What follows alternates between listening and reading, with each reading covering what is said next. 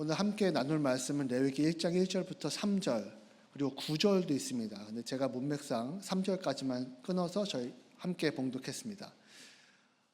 레위기에서 가장 중요한 제사는 5가지 제사 중에 한 가지 제사를 꼽으라고 하면 속죄제입니다. 속죄제는 지난달로 해서 이제 마무리를 지으려고 합니다. 이제부터는 오늘부터는 번제를 들어갈 겁니다. 그래서 여러분들 주보에 제가 삽입해드린 그 종이가 있을 겁니다. 거기에는 속죄제와 번제의 차이점 또는 비교할 점들이 들어가 있습니다. 속죄제를 잠깐 복습을 해볼까요? 속죄제는 무슨 뜻입니까? 속죄. 우리나라 말로 하니까 어렵죠.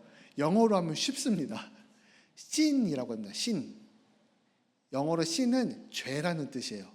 그러니까 속죄제의 히브리어 뜻, 이 하타트라는 말 자체가 죄라는 뜻이에요. 그러니까 죄를 덮는다, 죄를 용서받을 수 있는 유일한 제사는 속죄제 하나밖에 없습니다. 물론 다른 번제나 속건제나 이런 것들도 죄와 관련은 되어 있어요. 그러나 이 속죄제만큼 죄를 직접적으로 사해지고 죄가 직접적으로 덮어지는 제사는 속죄제가 유일합니다. 근데 이 속죄제라는 게 죄라는 뜻으로 하타트라고 읽는데 왜 죄를 덮느냐, 죄를 사하느냐, 그거는 맨 밑에 보시면 한 단어가 빠져 있습니다. 여러분들이 적으시라고 하나 빼놨어요. 맨 밑에 보시면 종류라고 써놨습니다. 제가. 그러니까 이 속죄제를 드리는 종류 중에 한 가지가 모든 사람들이 다 드릴 수 있으나 한 가지가 빠져 있습니다. 거기에 대속죄일이라고 쓰시면 됩니다. 대속죄일. 구별하기 쉽죠. 대속죄일은 욤키푸르라고 읽어요. 욤키푸르, 욤은 날이에요. 욤날, 요놈의 날, 이렇게 해서 욤날이라고 저는 외웠습니다. 키푸르라는 뜻은 뭐냐면은 덮는다라는 뜻이에요. 그래서 대속죄일이 욤키푸르, 죄를 덮는 날이기 때문에 이 속죄제는 죄를 덮는 것, 하나님께서 우리의 죄를 덮는 그런 제사를 말하고 있어요. 대부분 이 제사를 매일 드릴 수가 없어요. 매일 드리는 사람은 거의 없습니다. 그래서 한 달에 한 번, 또 1년에 한 번, 대속죄일이 되겠죠. 이렇게 나눠서 드리게 됩니다. 그 얘기는 뭐냐면 나의 죄를 매일 짓지 않는다는 거예요. 이 속죄제의 가장 큰 그 의미 중에 하나, 이 속죄제를 드리는 것 중에 목적 중에 하나는 내가 부지중에 지은 죄, 일부러 지은 죄가 아니에요. 모르고 깜빡 잊었어요. 제가 소리 지르는 것은 그리스도인에게 어긋나는 것 같아요. 그래서 소리 지르지 않기로, 화내지 않기로 맹세를 했어요. 예수 믿는 사람이니까 화내지 말아야지 라고 했는데 꼭 이럴 때는 소리를 지르게 됩니다. 꼭 이럴 때 딱 2가지의 경우가 있어요. 아이들이 말 안 들을 때, 부부싸움 할 때. 그럼 어떻게 해야 돼요? 반드시 예수님께 회개 기도를 하고 돌아서야 합니다. 크게 얘기하시네요. 저도 이 말씀을 준비하면서 여기서 가장 많이 가책을 느꼈습니다. 그래, 내가 소리 지르지 않기로 했지. 속죄제는 그런 의미가 있어요. 다시 돌이키는 것, 덮어주는 것. 하나님께서는 우리의 죄를 덮어주기를 바라세요. 그래서 이 5가지 제사 중에서 한 가지 제사만 드릴 수 있다라고 얘기한다면 속죄제를 선택하는 것이 당연한 일입니다. 우리들에게는 골라져 어느 것을 드릴까요? 이렇게 고를 수 있겠지만 유대인들은 지금도 한 가지 제사만 드릴 수 있다면 무엇을 드리겠느냐라고 하면 속죄제라고 얘기합니다. 당연한 거예요. 망설일 이유가 없습니다. 죄를 사해 주는 거니까요. 자, 오늘부터는 번제에 들어갑니다. 번제는 다른 제사들과 다른 중요한 특징들이 몇 가지가 있습니다. 그 중에 여러분들 나눠드린 종이에도 나와 있어요. 맞추시면은 제가 선물 드리겠습니다. 거기 기록된 것들 중에 한 가지입니다. 특이한 거. 나중에 따로 말씀해 주세요. 제가 말씀드리겠습니다. 모든 제사는 제물을 일부만 태웁니다. 일부는 제사장이 가져가거나 전부는 태우고 나머지는 이 제사 드린 사람이 가져가거나 이렇게 이루어지고 있어요. 그런데 번제만큼은 가져가는 게 없습니다. 내가 가져가는 것이 없기 때문에 우리가 속죄제에서 배웠죠. 곡식을 드릴 수 있을까요? 없을까요? 없습니다. 곡식은 우리가 나의 수입 중에서 일부를 드리는 거잖아요. 그러니까 전부가 드리는 게 아니에요. 곡식은 제외됩니다. 그래서 새까지 소, 양, 염소, 새 요렇게까지 새까지 마무리 져서 번제를 드릴 수가 있어요. 번제의 의미는 굉장히 다양하지만 오늘은 특별히 두 가지를 여러분들과 함께 나누려고 합니다. 자원하여 전부를 드리는 제사가 번제입니다. 자원하여 전부를 드리는 제사. 번제의 의미는 여러 가지가 있어요. 뭐 향기로운 제사도 있고 이 제사를 전부 태우는 것도 있고 그런 여러 가지 의미들이 있지만 오늘 우리가 살펴봐야 되는 것은 이 번제의 이름에서부터 시작합니다. 번제의 이름은 올라라고 불러요. 올라. 네, 올라입니다. 올라는 우리나라 단어의 뜻과 비슷해요. 올라간다. 올려보낸다. 올라간다는 뜻이에요. 무엇이 올라갈까요? 번제를 태우면 뭐가 막 올라가요? 연기요. 쉽습니다. 번제는 연기가 올라가는 것을 말해요. 그런데 이 번제를 드리는 이 번제가 아침과 저녁 두 번 드리는 이것을 상번제라고 해요. 우리가 항상 얘기라고 하죠. 이 항상의 상자도 똑같은 상자입니다. 상번제, 하루 종일 드리는 예배라는 뜻으로 상번제라고 불러요. 한국말이 어려워요. 상번제라는 게 써보지도 않은 말인데 상번제를 드리게 됩니다. 아침과 저녁에 제물을 드리게 돼요. 그런데 절기마다도 드립니다. 안식일날, 안식일은 우리가 생각하기에 일주일에 한 번이죠. 안식일날도 번제를 드립니다. 우리가 생각하는 주일 예배와 비슷해요. 그리고 월상, 한 달의 첫 번째 날도 월상 예배로 해서 번제를 드립니다. 뭔가 번제는 많이 드리는 것 같죠. 그리고 유월절, 무교절, 초실절, 칠칠절, 나팔절, 초막절 이런 여러 절기들에서도 제물을 드립니다. 자, 그럼 여기서 궁금한 것이 생깁니다. 번제를 드릴 때 상번제도 있죠. 아침 저녁으로 드린다고 했죠. 안식일 날 그러면은 어떻게 드려야 돼요? 이거 의미가 같으니까 포개서 드릴까요? 재밌는 것은 유대인들은 그렇게 드리지 않아요. 제물을 두 개 잡습니다. 한 번에 드릴 때 제물을 두 개를 잡아요. 사이즈가 큽니다. 소 한 마리 지금 생각해도 몇백만 원 되죠. 상번제 드리는 거는 이거 어마어마합니다. 어떻게 상번제까지 드려요? 소 한 마리를 어떻게 매번 드려요? 자, 여기서 질문입니다. 그러면 소를 드려야 되는 제사장들이 죄를 지을 수 있을까요? 없을까요? 몇백만 원씩 매일 드리시겠습니까? 아무도 그렇게 못해요. 아무도 그렇게 못합니다. 특히 이 번제라는 이 하나님께 드리는 이 향기로운 제사는 하나님께서 직접 전부를 받으시는, 제물을 전부 태워서 받으시는 거기 때문에 이게 매일 드릴 수 있는 것이 아니에요. 그런데 이 올라의 뜻은, 이 번제의 목적 중에 하나는 우리가 자원하여 드리는 마음이 가장 큽니다. 이거는 모든 사람이 다 드려야 되는 의무가 아니에요. 속죄제는 의무입니다. 최소한 1년에 한 번은 대속죄일에 이스라엘 백성들이 모두 함께 드려야 됐어요. 그런데 이 번제는 드리고 싶은 사람만 드립니다. 그러면 내가 신앙이 좋아요. 내가 예수 믿은 지 한 30년 됐어요. 자, 그러면 번제를 드리고 싶을까요? 안 드리고 싶을까요? 드리고 싶어요. 드리고 싶어요. 그래서 유대인으로 살면 살수록 이 번제가 점점 횟수가 늘어나고 점점 자신의 서원이 커집니다. 그것이 맞는 거예요. 우리가 신앙생활을 처음 했을 때와 지금 할 때의 나의 예배드리는 마음이 커야 될까요? 조금 해야 될까요? 근데 이상하게 우리들은 예배드릴수록 죽겠네 하면서 올라올 때가 참 많습니다. 어릴 때는 와 간식 먹는다 하고 교회로 가던 데가 지금은 죽겠네 하고 와요. 마음이 커요? 작아요? 작아졌어요. 내 교회 가면 간식이라는 그 생명의 떡이 있어요. 나의 삶에서 맛있는 간식을 먹을 수 있는 그 교회가 있어요. 어릴 땐 그랬는데 지금은 점점 나이를 들수록 한 40대 되면, 저는 40이거든요. 교회 갈 때 이런 생각이 들 때도 있었습니다. 오늘도 가나? 오늘도 예배인가? 좀 더 자고 싶은데, 어제 싸웠는데, 이런 생각 들 때 있습니다. 점점점 예배 드리는 마음이 작아지기 마련이에요.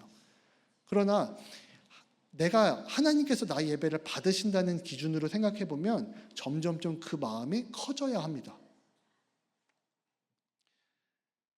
우리가 예수님께서 오늘 주신 하나님께서 주신 이 레위기 1장 1절부터 3절까지의 말씀을 살펴보면 3절 그리고 9절까지의 말씀을 살펴보면 이 번제가 어떤 식으로 하나님께서 구성해 놓으셨는지, 만들어 놓으셨는지 이해하기 아주 편합니다.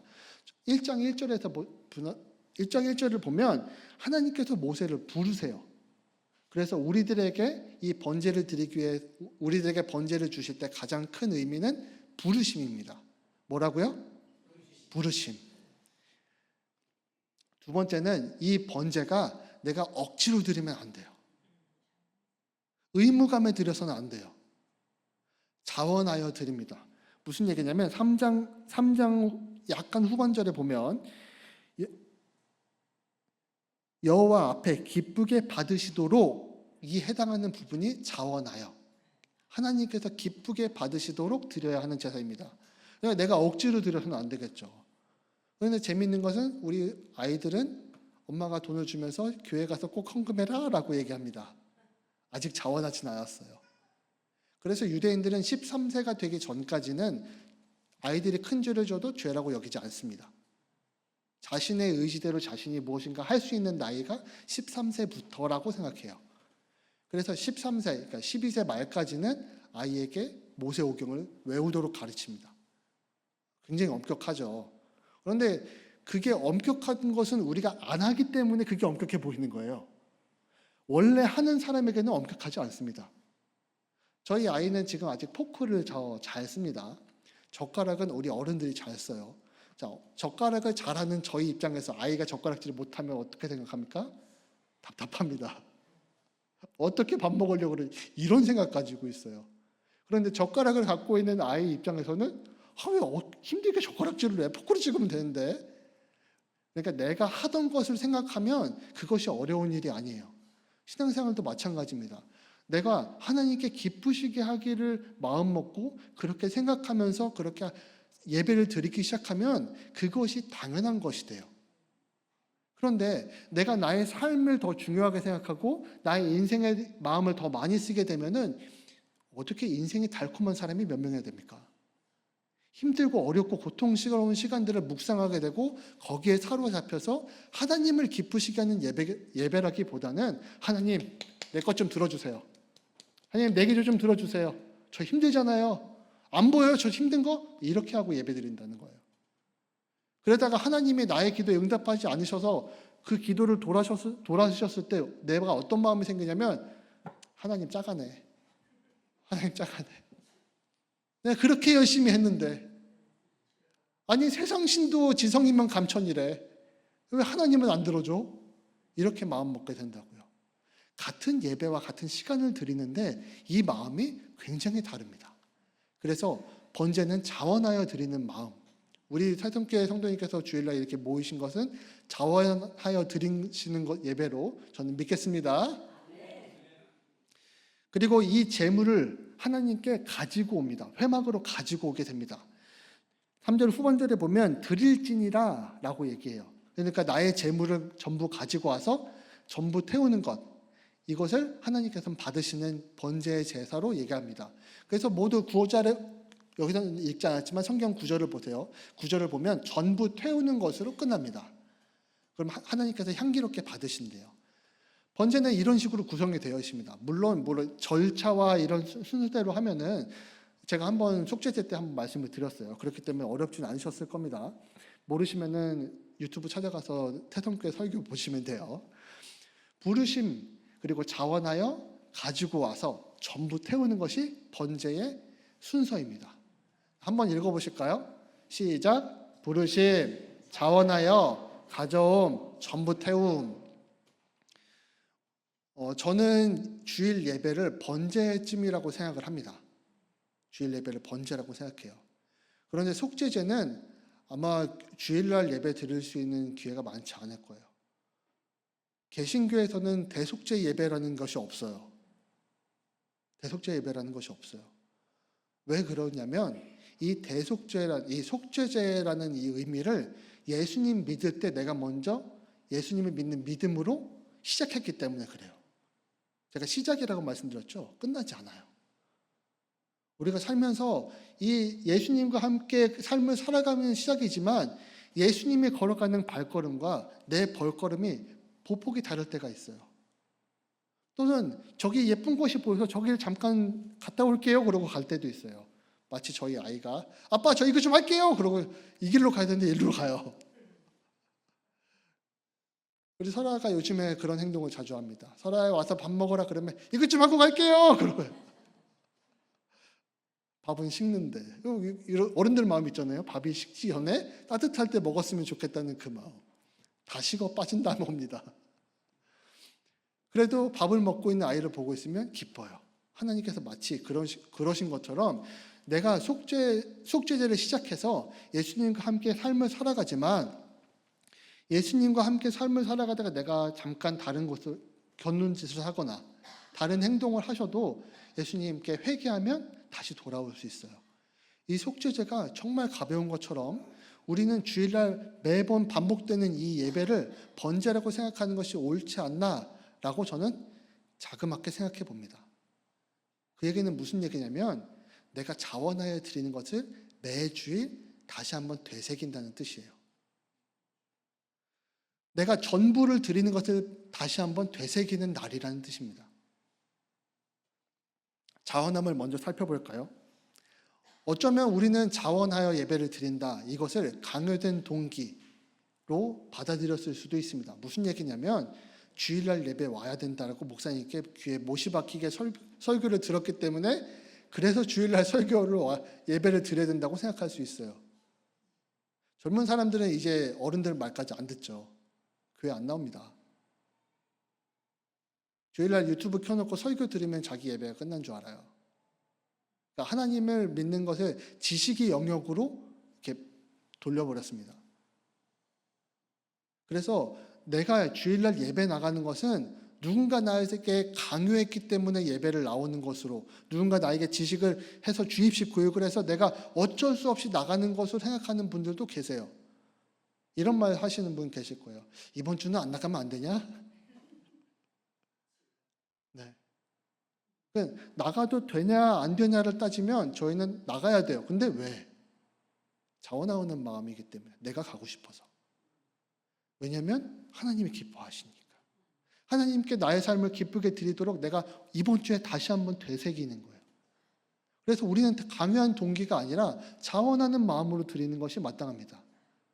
하지만 마음을 이렇게 하면 강요된 동기로 가지 마라, 가기 싫은데 팔다리가 다 아픈데 이런 생각이 들 수 있어요.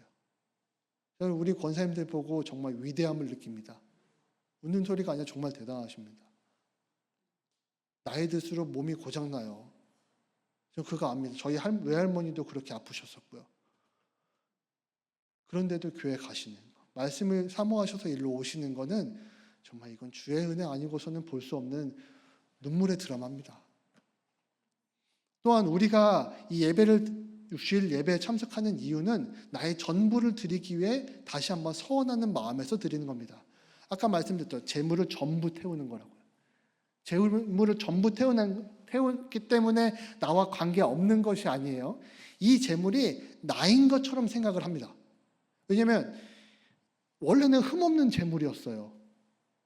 흠없는 재물이었어요. 근데 이 재물의 흠없음이 나에게 오고 나의 죄가 이 재물에게 전거됩니다. 그래서 이 죄는 완전히 태워지게 돼요.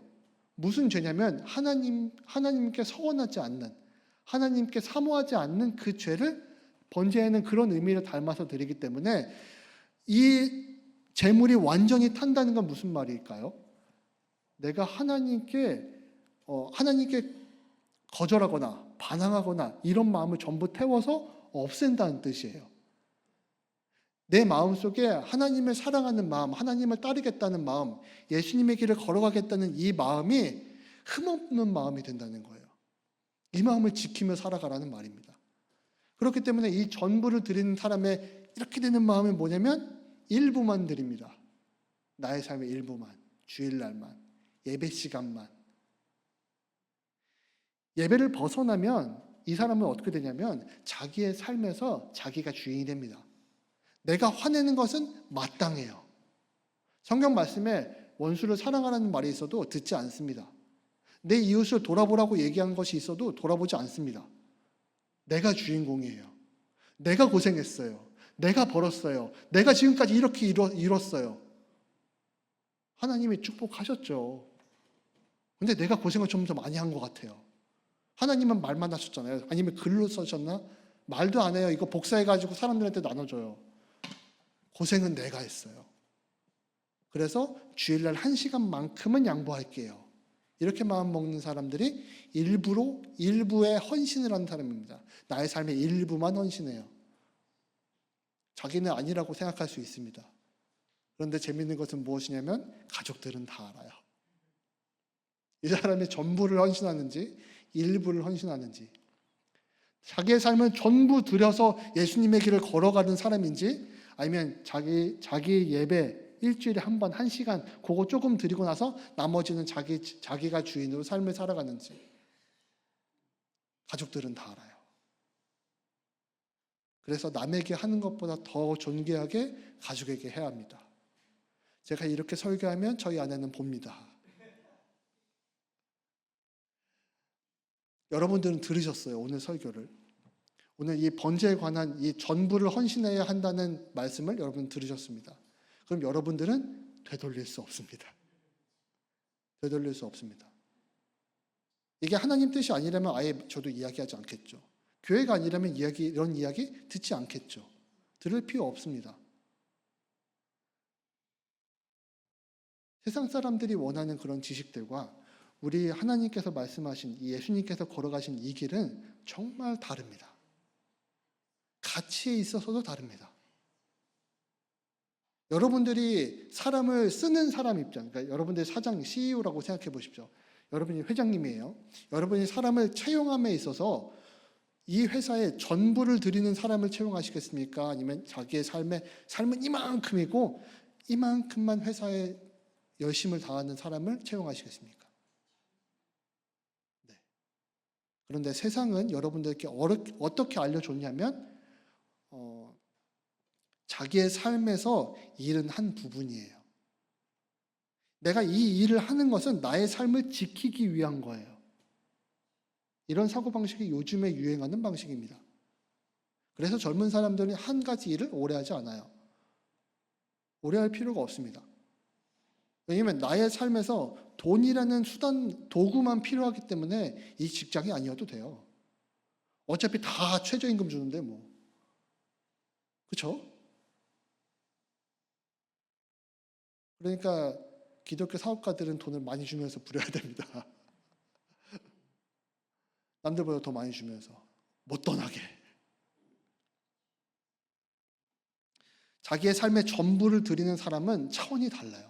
그러니까 기독교에서 얘기하는 이 사람은, 이 하나님을 믿는 사람, 예수님과 함께 걸어가는 이 사람은 세상 사람들이 얘기하는 것과 가치 자체가 다릅니다. 걸어가는 길 자체가 숭고하고 위대하고 엄청 대단한 사람들인 거예요. 내가 그런 사람들의 길에 같이 합류하는 겁니다. 내가 믿음을 가졌다는 의미는, 내가 번제의 마음으로 주일을 예배 드린다는 이 의미는 그런 의미를 담고 있어요.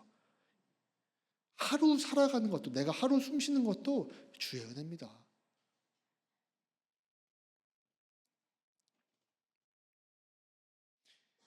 내가 자원하여 드린다. 이 자원하여라는 뜻은 리르초노라고 히브리어로 얘기합니다.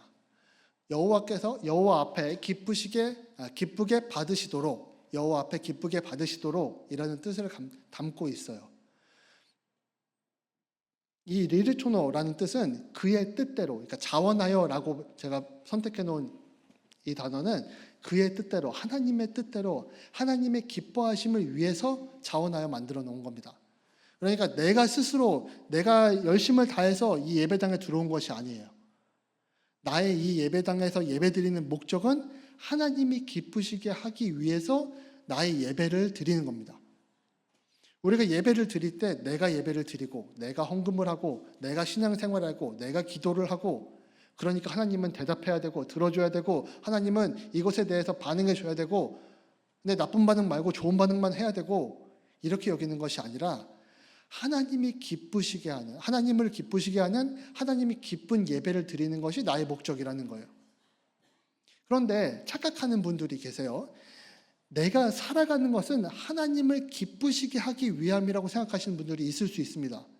그러나 그렇지 않습니다. 왜냐하면 번제가 선택일까요? 선택이 아닐까요?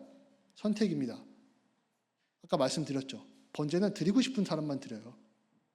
그러니까 내가 예수님을 믿고 예수님과 함께 삶을 살아가는 건 선택일까요? 의무일까요? 선택이에요. 여러분들 깜빡 잊고 사셨죠? 여러분들 삶에서 예수님과 함께 삶을 살아가거나 살아가지 않는 것은 우리 삶에서는 그건 선택입니다. 그러니까 교회 다녀도 내가 예수님과 함께 살지 않기로 결단할 수 있나요? 없나요? 있어요. 그거 분명히 하셔야 됩니다. 그러니까 하나님께서는 사람들의 인생을 창조하실 때 무조건 하나님을 기쁘시게 하기 위해서 창조하지는 않으셨어요. 하나님을 기쁘시게 하는 사람들이 따로 있습니다. 하나님을 기쁘시게 하는 사람들이 따로 있어요. 우리는 은혜를 받으면 하나님께 자원하여 기쁘시게 하는 마음을 드릴 수 있다라고 생각을 합니다. 제가 지금부터 말씀드리는 것은 제가 정말 내키지 않지만, 왜냐하면 성경에 담겨져 있는 하나님의 은혜가 너무 많아요. 나의 삶에서 하나님이 주신 은혜가 너무 많아요. 그러나 이걸 정리해드리면 좀 더 나의 은혜를, 하나님께서 기쁘시게 받으시는 예배를 어떻게 할 수 있는지 아실 수 있을 것 같아서 제가 열심히 정리했습니다. 우리가 은혜를 받으면 어떤 게 일어나냐면 감사가 일어납니다. 감사가 일어나면 하나님께 자원하여 드릴 수 있습니다. 원래는 이런 의미조차 필요 없습니다. 신앙생활을 하면 할수록 은혜고 감사고 없습니다. 그냥 하나님 하면 주여 감사합니다. 하나님 이름만 떠오르도 감사합니다 라고 되지만, 내가 어느새부터 하나님께 기뻐하시는 예배를 드리는 것을 잊었다면 이 순서를 다시 한번 기억해야 될 필요는 있습니다. 그래서 내가 은혜를 기억하면 감사하게 되고, 그러면 하나님께 드리는 기뻐하게 하는 예배, 자원하여 드리는 예배가 쉬워집니다. 죄송합니다. 은혜에 대해서 여러분 살펴볼까요? 은혜는 정말 많은 은혜들이 있어요. 그런데 은혜를 크게 세 가지로 제가 나눠서 여러분들에게 설명드리겠습니다. 첫 번째는 구원의 은혜입니다. 예수 믿는 사람들이라면 모두 다 이 은혜를 가지고 있죠. 이 구원의 은혜 중에서 죄사함, 내가 죄인이었는데 예수님께서 나의 죄를 모두 감당하시고 십자가에 못 박혀 돌아가셨어요. 그러니까 나는 예수님의 예수님의 흠없음이 나에게 와서 하나님의 자녀가 되었습니다. 이건 구원의 은혜예요. 하나님께 받는 구원의 은혜입니다. 또한 예수님의 의가 나에게 와서 하나님의 자녀가 되었기 때문에 나는 하나님 나라에서 영원한 생명을 얻을 수 있는 자격을 얻었어요. 그러니까 내가 하나님의 자녀로 있는 이 순간에는 나에게는 영생이 있는 거예요. 성경은 그렇게 보고 있습니다. 지금 갖고 있는 건 미래에도 갖고 있는 거예요.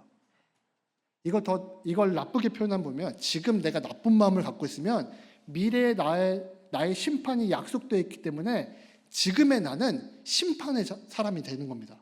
성경은 이런 식으로 구성되어 있어요. 내가 지금 예수님과 함께 걸어가면 나는 예수님이 가 계신 천국의 삶을 살아갈 수 있는 거예요. 이미 살고 있는 거예요. 예수님이 가지고 계신 그 영원한 생명, 그 영생을 예수님을 내가 마음속에 모셔드림으로 얻게 되었어요. 나의 노력이나 내가 어떤 공로로도 영생을 얻은 것이 아니라 예수님을 믿었기 때문에 예수님 안에 있는 영생을 내가 얻게 된 거예요. 이걸 분명히 아셔야 됩니다. 구원의 은혜는 이것을 묵상할 때 굉장히 커집니다. 마지막으로 하나님의 자녀가 되는 권세. 제가 저희 아들에게 장난감도 사주고 밥도 주고 옷도 입혀주고 잠도 재워줍니다. 그런데 저희 아이가 아니라 다른 아이들에게 그런 노력과 시간을 쏟으면 아마 여러분들은 저를 이상하게 쳐다보실 수 있습니다. 물론 제 아이에게도 해주고 저 아이에게도 해주면 괜찮겠지만 얘는 그냥 길바닥에서 자든지 말든지 신경 안 쓰고 저 아이에게 모든 혜택들을 준다면 여러분들은 저를 이상하게 보시겠죠. 하나님 역시 마찬가지입니다. 예수님과 함께 삶을 살아가는 자와 살아가지 않는 자는 분명하게 나뉩니다. 하나님의 자녀로 인정받은 사람과 인정받지 못한 사람은 천국에서도 삶에 있어서도 그 기쁨과 평안함이 차원이 다릅니다. 하나님께 평안을 달라고 기도하시는 사람이 있는가 반면에 예수님과 함께 평안을 살아가는 사람이 있습니다. 그 사람은 기도해서 얻은 것이 아니에요. 단지 예수님과 함께 삶을 살았기 때문에 그 평강을 맛보고 있는 겁니다. 그러니까 하나님 자녀로 산다는 이 은혜는 엄청난 겁니다. 만약 구원의 은혜가 필요하셔서 내가 감사함으로 하나님께 기뻐하시고 싶으신 분들은 참고하시기 바랍니다. 두 번째입니다. 일상에서도 은혜를 우리가 얻을 수 있어요. 깨달을 수 있어요. 일상에서는 일반적인 은혜, 해가 있어요. 달이 있어요. 내가 걸어갈 수 있는 튼튼한 몸이 있어요. 차가 있어요. 이런 모든 것들을 나에게 베풀어 주신 은혜라고 생각한다면 그건 일상에서 얻을 수 있는 은혜입니다. 내가 하나님께 기도합니다. 하나님, 나의 기도를 들어주세요. 내가 기도할 수 있는 대상이 있는 것만으로도 얼마나 감사한지 아십니까? 만약 저희 부모님들이 먼저 하나님 곁으로, 예수님 곁으로 가신다면 제가 누구에게 이런 목회에 대해서 물어볼 것이며 말씀을 누구와 함께 나눌 것이며 저는 그런 생각 많이 합니다. 저희 아이들 키울 때도 저도 그런 생각을 합니다. 왜냐하면 아이의 시간이 시작되었기 때문에 저는 이제 하늘나라를 가는 생각을 하며 살아갑니다. 이 아이가 지금 당장 내가 떠나도 이 아이가 올바르게 쓸 수 있도록 생각하는 마음을 그런 교육들을 하고 생각들을 계속합니다. 내가 그렇게 기도했어요. 하나님, 내가 이 아이를 튼튼하게 키우도록 해주세요. 내가 하나님과 함께 삶을 살아가도록 해주세요. 그런 기도할 수 있는 대상이 있는 것만으로도 저희에게는 충분히 은혜로운 일입니다. 그리고 뜻밖의 어떤 사람이 나를 도와줘요. 그 사람에게 내가 도움을 받았어요. 그 사람을 보내주신 하나님께도 감사의 은혜를 입었다 할 수 있습니다. 그러니까 일상적인 은혜를 생각하시고 찾아보시는 재미도 쏠쏠합니다. 이곳으로 감사하고 싶으신 분들도 참고하시기 바랍니다. 이거 말고도 정말 많은 은혜들이 있어요. 마지막으로 영성의 은혜. 이거는 수준이 조금 있으신 예수 믿는 사람들에게 해당할 것 같아요. 먼저 내가 예수님과 함께 삶을 살아가면 살아갈수록 그분께서 나에게 주시는 길과 방법들이 있어요. 나의 죄를 깨닫게 하시는 경우들도 있어요. 그분을 우리는 성령의 인도하심이라고 이야기합니다. 내가 예수님을 믿고 삶을 살아갈 때 정말 어려운 순간이지만 더 어려운 순간에 갈 수밖에 없는 그런 상황에도 불구하고 신앙을 지키는 경우들이 생깁니다. 내가 더 곤란하지만, 내가 더 힘들지만 나의 신앙을 위해서 이 길을 걸어가야 될 때가 있습니다. 그때 성령님께서 나와 함께 하신다는, 내가 이 고난에서도 성령님이 함께 하신다는 믿음을 가질 수 있는 그 은혜, 예수 믿는 사람들에게는 이런 은혜가 있습니다. 또한 말씀을 읽거나 아니면 내가 잠깐 잊었는데 갑자기 그 말씀이 떠오르면서 그 말씀이 이런 말씀이었구나 하는 때가 올 때가 있습니다. 나의 삶에 그 말씀을 적용해야지. 하나님이 예수님 되셔서 인간으로 나와 함께 사시기 위해 오셨구나. 전능하신 하나님이 예수님이시구나. 이걸 깨닫는 그 은혜만으로도 말씀을 깨닫는 그 깨달음이 감사함으로 느껴지는 겁니다. 그래서 하나님께 그 감사함을 기쁨의 예배로 올려드릴 수가 있게 되죠.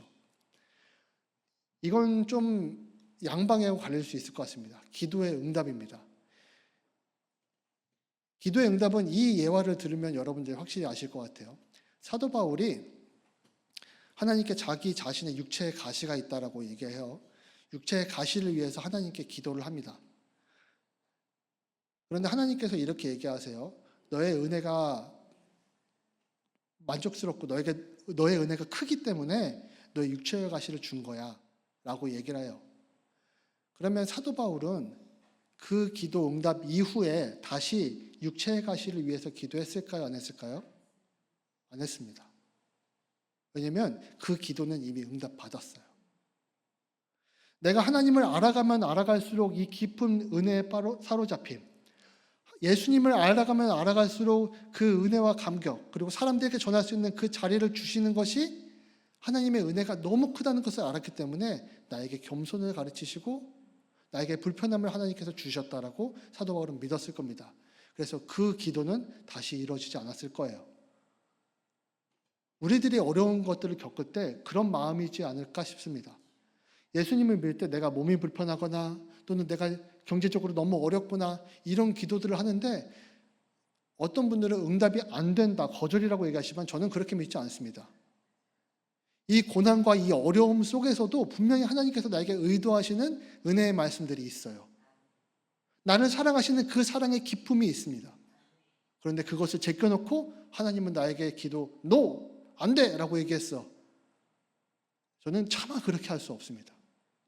저희 부모님에게도 차마 그렇게 할 수 없는데 어떻게 하나님 아버지가 나를 사랑하시는 그 사랑을 나를 잘못되거나 나를 힘들게 고통 주게 하시기 위해서 그렇게 하셨다라고 믿겠습니까? 저는 그럴 수 없습니다. 그래서 나의 여러 불편함들 속에서도 하나님은 나에게 알려주고 싶으신 것이 있습니다. 저는 그렇게 믿고 있고 그렇게 여러분들께 권합니다. 마지막으로 하나님께서는 내가 이렇게 영적인 은혜를 갈구하며 영적인 은혜에 집중하여 살 때 내가 힘들 때마다 위로의 손길을 내미셔서 이렇게 얘기하시는 전 경험이 있어요. 제가 정말 힘들고 외롭고 힘들고 이 삶이 정말로 고됐을 때 괜찮다라고 얘기하시더라고요. 괜찮아, 괜찮아. 마치 내가 있잖아, 내가 있잖아. 괜찮아, 괜찮아, 내가 있잖아.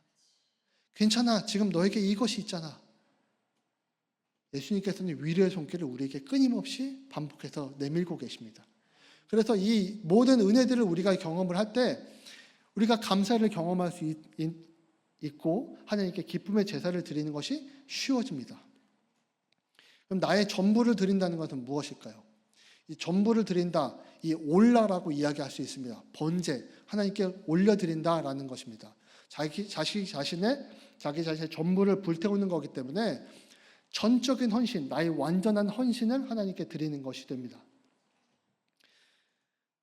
이 전적인 헌신을 드린 이 성경 인물들이 여러 인물들이 있습니다. 아브라함 특히 자기의 자식을 번제로 드렸죠.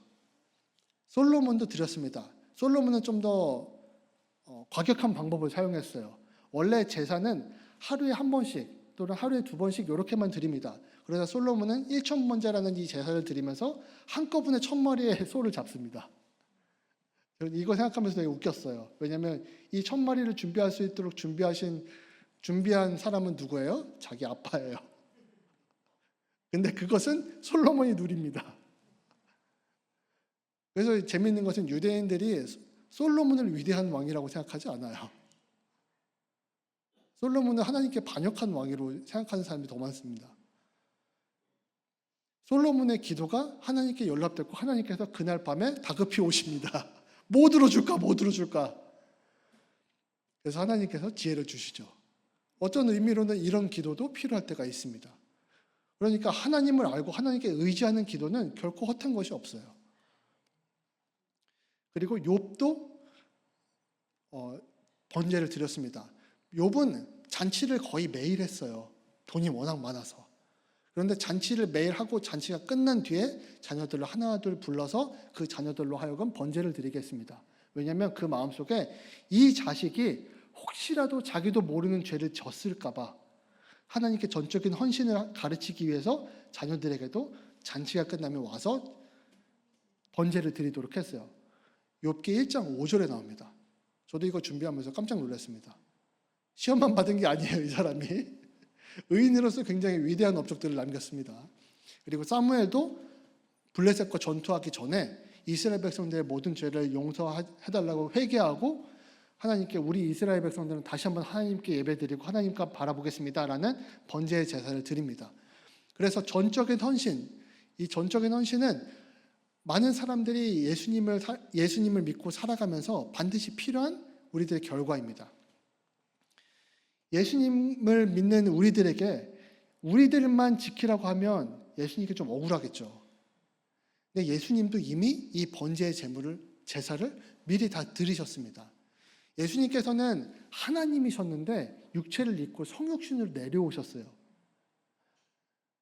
어떤 사람들은 젊어지면 좋겠다라고 얘기하지만 더 젊어져서 똥오줌 가리지 못할 때로 내려가시겠냐고 물어보면 대답하기 어려울 겁니다. 돈이 가장 없던 그때로 돌아가겠냐, 가장 어려울 때로 돌아가겠냐고 하면 대답하지 않습니다. 그러나 예수님께서는 하나님 자신이셨어요. 하나님과 동등됨을 취하지 않고 이 땅에 내려오셨어요. 뭐를? 자기가 창조한 피조물인 인간으로요. 인간으로 살면서 끊임없이 고뇌를 하고 힘들어지고 육체는 또 힘들고 돈은 벌어야 되고 여러 고통들의 연속이었습니다. 하물며 예수님은 아버지도 일찍 돌아가셨다라고 얘기해요. 그래서 마리아의 아들이라고 성경에 나옵니다. 그러니까 이 예수님은 맏아들로서 자기 동생들 케어하려고 하면 얼마나 힘들었겠습니까? 엄마도 여인이기 때문에 과부가 된 여자가 할 수 있는 일이 없어요. 몸 파는 거 정도? 구걸하는 거? 그러니까 엄마를 밖에 내보낼 수 있어요? 없어요? 없어요. 맏아들인 예수님이 아마 혼자 다 감당하셨어야 됐을 겁니다. 그러니까 인간으로서 입을 수밖에 없는 그런 여러 고통들을 하나님이신 예수님께서 기쁨으로 내려오셔가지고 그걸 감당했다는 거예요. 예수님께서는 또한 순종의 모델이셨습니다. 요한복음 4장 34절에 보면 예수께서 이르시되 나의 양식은 나를 보내신 이의 뜻을 행하여 그의 일을 온전히 이루는 것이 이것이라.